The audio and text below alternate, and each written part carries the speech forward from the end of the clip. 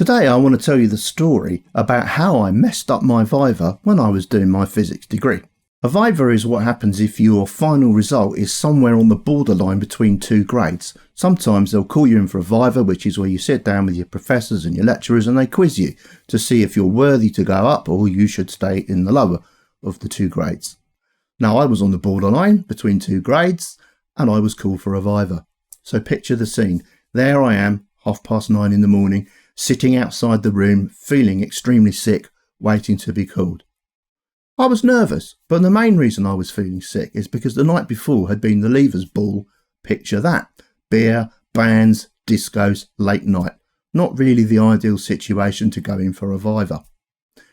After a few minutes of painful waiting, the door opens and I'm summoned into the room of doom.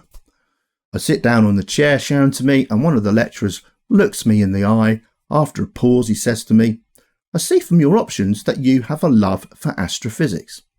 Now this was true. Astronomy has always been one of my first loves. I was that nerdy kid who had a small telescope and used to go out at night and look at the stars. I was really hooked on the whole stellar evolution thing and in fact did my dissertation on pulsars, or neutron stars as you might know them now.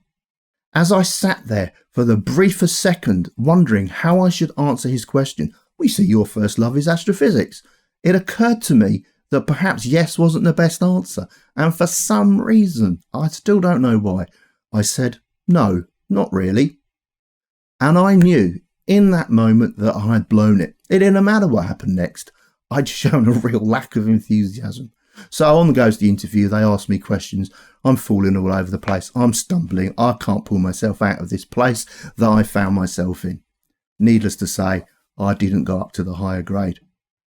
Now I've often wondered why I said no not really when I did love that subject, and secondly, what would have happened in my career if I'd answered yeah I love it.